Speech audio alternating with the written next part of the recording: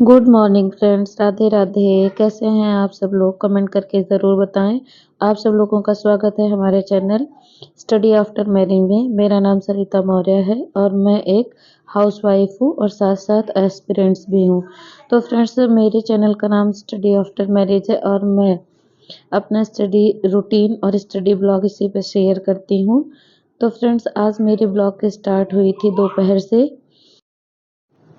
Friends, मैं UP TGT और BPSC TRE 4.0 की तैयारी कर रही हूँ और मेरा मेन सब्जेक्ट संस्कृत है, जैसा कि मैं आप सब लोगों को हर एक ब्लॉग में बताती हूँ। तो टीजीटी पीजीटी का एग्ज़ाम देने वाले जितने भी बच्चे हैं उन्हें ये पता रहता है कि 80 नंबर का क्वेश्चन हमारे सब्जेक्ट से पूछा जाता है और 40 नंबर का क्वेश्चन हमें जीके जीएस मैथ साइंस इन सब चीज़ों से पूछा जाता है। तो फ्रेंड्स, मैं सबसे ज़्यादा फोकस अपने सब्जेक्ट पे करती हूँ और आज मेरा ब्लॉग, जैसा कि मैंने अभी आप लोगों को बताया, कि दिन में लगभग 12 बजे स्टार्ट हुआ है, क्योंकि सुबह उठने के बाद हस्बैंड को ऑफिस जाना रहता है। तो उनका लंच बॉक्स तैयार करना होता है, उनको ब्रेकफास्ट देना होता है। उसके बाद जब वो चले जाते हैं तो मुझे घर के सारे काम करने रहते हैं, झाड़ू पोछा बर्तन और बिस्तर ठीक करना, रूम साफ़ करना। ये सारी चीज़ें करने के बाद, नहा धोकर खाना खाने के बाद मैं पढ़ने बैठी थी। तो फ्रेंड्स, मेरा एक छोटा-सा रूम है। रूम के अंदर ही मेरा किचन भी है और उसी में सारी चीज़ें हमें अरेंज करनी रहती है। तो मैं कभी-कभी अपना ब्लॉग कंप्लीट कर लेती हूँ, अपने रूटीन को दिखा पाती हूँ कि मैं कौन-सा काम कर रही हूँ, क्या नहीं कर रही हूँ। और कभी-कभी ऐसा होता है कि मैं नहीं बना पाती, तो फिर डायरेक्ट मैं अपनी पढ़ाई के टाइम पे ही ब्लॉग शूट करती हूँ। तो फ्रेंड्स, आज भी मुझे उठने में लेट हो गया था और मैं अपना ब्लॉग शूट नहीं कर पाई, जो मैं सुबह से उठने के बाद काम करती हूँ। तो आज मैंने सारा काम ख़त्म कर लिया। जब मैं स्टडी करने बैठी तो मैं वही अपना ब्लॉग बना पाई हूँ। फ्रेंड्स, आज मेरी स्टडी की स्टार्ट होती है सबसे पहले हिस्ट्री से, क्योंकि आप लोगों को पता ही है, चाहे पीआरटी हो, टीजीटी, पीएचडी, किसी भी लेवल का हो, उसमें सबसे ज़्यादा क्वेश्चन हिस्ट्री से, मॉडर्न हिस्ट्री से उठाए जाते हैं। तो मैंने भी आज सबसे पहले मॉडर्न हिस्ट्री ही पढ़ना स्टार्ट किया है। मैंने मॉडर्न हिस्ट्री पहले भी पढ़ रखा है। फ्रेंड्स, जब भी मेरा कोई नया टॉपिक पढ़ने का मन नहीं करता तो मैंने जो चीज़ें पहले से पढ़ रखी हैं मैं उन्हीं चीज़ों का रिवीजन करने बैठ जाती हूँ, क्योंकि बहुत ज़्यादा लॉन्ग टाइम किसी भी चीज़ में, मतलब बहुत ज़्यादा लॉन्ग डिस्टेंस सही नहीं होता है, वो चीज़ें फिर हमें भूलने लगती हैं। तो जब भी आपका कोई नया टॉपिक पढ़ने का ना मन करे, आप जो चीज़ें पहले से पढ़ रखे हैं आप उसका रिवीजन कर सकते हैं। इससे हमारा रिवीजन भी हो जाता है और जब वो नया टॉपिक पढ़ने का मन नहीं है और बिना मन के हम पढ़ते हैं तो चीज़ें हमें समझ में नहीं आती हैं, तो वो भी हमारे साथ नहीं होता है। तो फ्रेंड्स, मॉडर्न हिस्ट्री, बहुत सारे बच्चों का ये क्वेश्चन रहता है, दी आप कहाँ से कर रही हैं? तो मैंने एक बुक ले रखी है घटना चक्र की, उसी से मैं मॉडर्न हिस्ट्री, उसी में उसमें सारे सब्जेक्ट्स दिए गए हैं जीके जीएस के।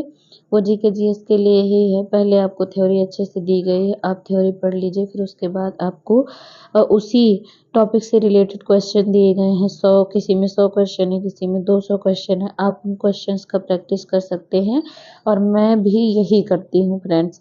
क्योंकि होता ये है कि अगर आप जब थ्योरी पढ़ लेते हैं और पीछे फिर आप पन्ना पलट के आप जब क्वेश्चन सॉल्व करते हैं तो आपको ये चीज़ पता चल जाता है कि आप कितने क्वेश्चन इसमें से बना पा रहे हैं और कितने क्वेश्चन हैं जिसे आप सॉल्व नहीं कर पा रहे हैं।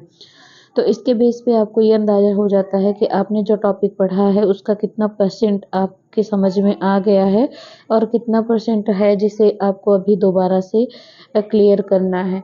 तो फ्रेंड्स, जो क्वेश्चन आपसे नहीं बन रहे हैं आप उन्हें अंडरलाइन कर लीजिए, मार्क्स कर लीजिए। उसके बाद जब सारे क्वेश्चन आपके कंप्लीट हो जाते हैं तो फिर आपने जिन क्वेश्चंस को मार्क कर रखा है, जो क्वेश्चन आपसे नहीं सॉल्व हो रहे थे, आप उन टॉपिक को ढूँढकर फिर से पढ़ लीजिए और फिर देखिए कि वो क्वेश्चन आपसे आराम से बन जाएँगे। तो अगर आप उन क्वेश्चंस को अंडरलाइन करके छोड़ देते हैं कि हाँ हम दोबारा पढ़ेंगे तो सॉल्व कर लेंगे, तो वो चीज़ें फिर रह ही जाती हैं फ्रेंड्स, फिर हम उसे कब करेंगे हमें खुद भी पता नहीं होता है, क्योंकि जीके जीएस का सेक्शन भी बहुत ब्रॉड है, कुछ पता नहीं है कहाँ से पूछ लिया जाएगा, तो हमें पढ़ना बहुत ज़्यादा होता है। और जो हमारा संस्कृत का सिलेबस है वो भी ब्रॉड है, उसे भी इतना छोटा नहीं कह सकते हैं, जितना पढ़ें उतना ही कम है, क्योंकि जितनी बार हम चीज़ें दोहराते हैं उतनी बार हमें नई चीज़ें पता चलती हैं। तो इसीलिए मैं जो भी टॉपिक पढ़ती हूँ, जिसकी थ्योरी पढ़ती हूँ उसके क्वेश्चन भी क्लियर करती हूँ, थ्योरी भी करती हूँ, और जिन क्वेश्चंस में मुझे डाउट लगते हैं उन्हें तुरंत के तुरंत क्लियर करती हूँ, जिससे चीज़ें बाद पे ना छोड़नी पड़े, और बाद में छोड़ने के बाद भगवान ही जाने वो कब कंप्लीट होंगी।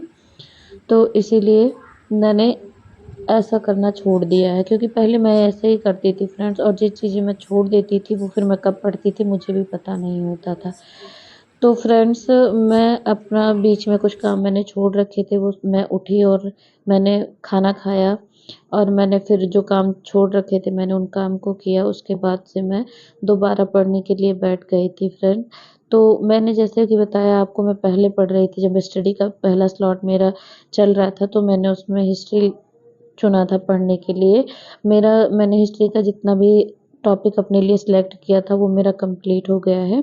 तो अब मैं संस्कृत पढ़ने चल रही हूँ फ्रेंड्स, क्योंकि सबसे ज़्यादा टाइम हमें संस्कृत पे ही देना होता है।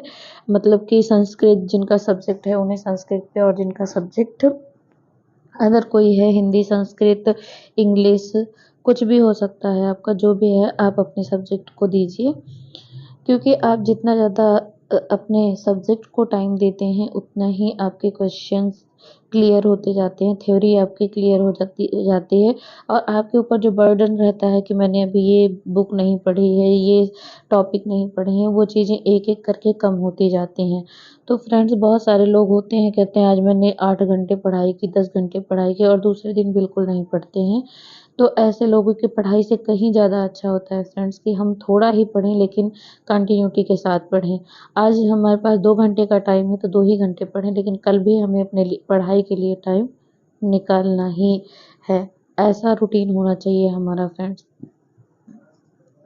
क्योंकि कोई भी चीज़ अगर हम कंटिन्यू कर रहे हैं तभी वो सक्सेस होती है। अगर हम चाह रहे हैं कि आज हमने 10 घंटे पढ़ाई और अब हम कर ली है, अब हम 2-3 दिन नहीं पढ़ेंगे तो भी चलेगा, तो ऐसा कुछ नहीं है फ्रेंड। आप थोड़ा-थोड़ा ही पढ़िए लेकिन रोज़ पढ़िए। आपको चीज़ें कल पे नहीं छोड़नी है, जो अगर आपके पास टाइम है और आपके दिमाग में कोई टॉपिक है कि मुझे कंप्लीट करना चाहिए तो वो आज ही कर लीजिए, और मैं भी ऐसा ही करती हूँ। तो फ्रेंड्स ये तो नहीं होता कि डेली एक जैसी पढ़ाई हो जाए, क्योंकि कभी तबीयत ख़राब रहती है, कभी काम ज़्यादा हो जाता है, कभी मतलब माइंड को भी रिलैक्स चाहिए होता है। आप जब रोज़-रोज़ पढ़ते रहते हैं तो हम एक जैसे रोज़ नहीं कर सकते हैं। लेकिन ये है कि अगर एक आज हमने ज़्यादा पढ़ा है, कल हमारा ज़्यादा पढ़ने का मन नहीं है, तो हम ज़्यादा नहीं तो 1 या 2 घंटे भी पढ़ सकते हैं। तो ऐसे ही करके हमें अप कुल मिला के हमें अपनी पढ़ाई में कंटिन्यूटी बहुत ज़्यादा ज़रूरी है फ्रेंड्स। ये ज़रूरी नहीं, हमें किसी को दिखाना नहीं है कि हम 10 घंटे पढ़ते हैं, 8 घंटे पढ़ते हैं। आपका जितनी देर मन लगता है पढ़ाई में आप उतनी ही देर पढ़ाई कीजिए। लेकिन जितनी देर कीजिए उतनी देर फिर सिर्फ़ आप और आपकी बुक, आपके क्वेश्चन आंसर आपके साथ होने चाहिए। अदर कोई चीज़ आपके दिमाग में नहीं होनी चाहिए। तो फ्रेंड्स आप लोगों के साथ मैं अपना डेली ब्लॉग रूटीन शेयर करती हूँ, और मैं चाहती हूँ कि मैं अच्छे से ये कर पाऊँ, और मैं कर रही हूँ, अभी तो सब कुछ अच्छा चल रहा है। तो फ्रेंड्स आप लोग सपोर्ट कीजिए, वीडियो को लास्ट तक देखा कीजिए, और मेरी वीडियो अगर आप लोगों को अच्छी लगती है फ्रेंड्स, वीडियो को लाइक, शेयर और चैनल को सब्सक्राइब ज़रूर किया कीजिए। फ्रेंड्स आप लोग लास्ट तक वीडियो नहीं देखते हैं तो बहुत डिमोटिवेशन होता है, तो आप ऐसा ना किया करें फ्रेंड्स। तो कल मिलेंगे एक और नए स्टडी ब्लॉग के साथ। Thanks for watching friends. Radhe Radhe.